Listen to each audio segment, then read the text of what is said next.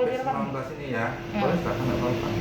Oh, secara garis besar droplet sama airborne sekarang kan. Satu lagi yang perlu diketahui, bukan droplet itu kan percikan. Ketika kita ngomong terpercik air ludahnya. Kalau airborne kan lewat saluran pernafasan. Kalau kita nggak pakai masker kan udaranya bisa nyumbat kemana-mana ke airborne. Makanya disuruh jaga jarak 1 sampai 1,5 meter. Satu lagi yang perlu kita ingat, penularan itu bisa, contohnya kita pegang hidung, kita pegang mulut, ternyata kita udah ada virus corona. Terus kita pegang meja, kita pegang gagang pintu. Nah, dia nempel virusnya di sana. Nanti Mbak datang pegang-pegang pintu gitu loh.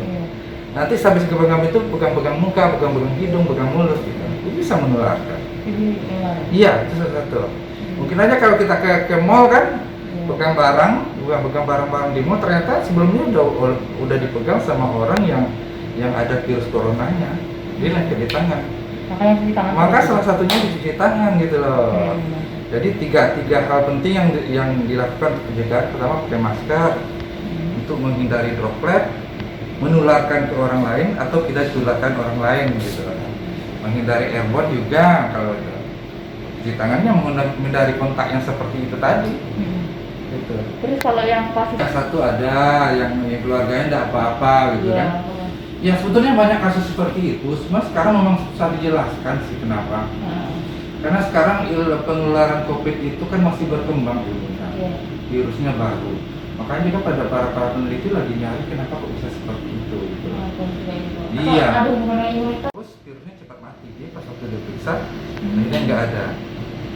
Sekarang yang banyak kena itu kan orang-orang yang punya penyakit komorbid. Komorbid itu mungkin ada diabetes, ya, ada hipertensi, ada penurunan daya tahan tubuh, mungkin ada penyakit jantung, ada penyakit ginjal. Rata-rata yang meninggal itu bukan murni COVID, tapi dengan komorbid yang banyak. Malah ya epidemiologi di Padang itu bilang tidak ada yang meninggal murni COVID, pasti dengan komorbid.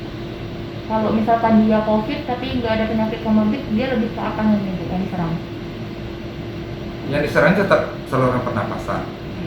Yang diserang itu kan tempat hidupnya virus kan di saluran pernapasan, mulai dari tenggorokan sampai ke paru-paru. Komorbid itu penyakit yang sudah ada sama dia, akhirnya dia mudah terkena gitu. Nah, contohnya orang-orang penyakit kanker dengan kemoterapi daya tahan tubuhnya menurun. Orang-orang mungkin udah orang sudah tua dengan tahan tubuh menurun, anak-anak yang belum sempurna imunitasnya gitu kan. Jadi Pakai masker, jaga jarak, pasti cuci tangan. itu yang harus poin-poinnya harus. Iya, tiga itu kan yang ditekankan di mana-mana kan tiga poin itu.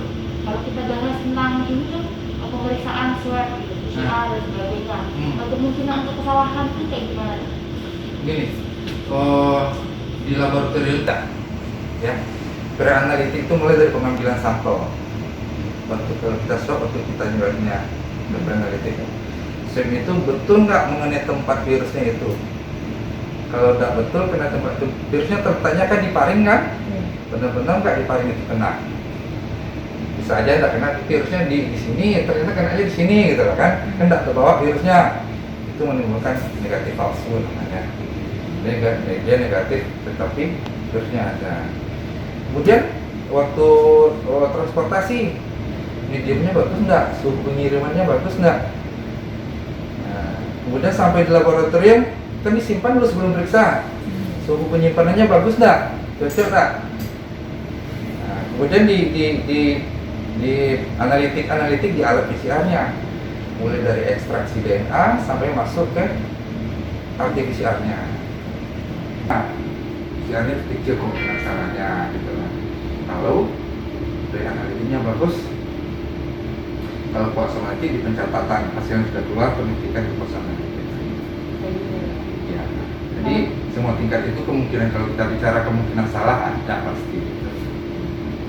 Tapi misalnya Dok, ada orang diambil sampel hari ini, terus diujikan 7 hari kemudian, itu 2-8 kalau di kulkas rumah tangga seperti yang tempat kita menyimpan sayur, terus 2-8 ya, itu bisa tahan beberapa hari.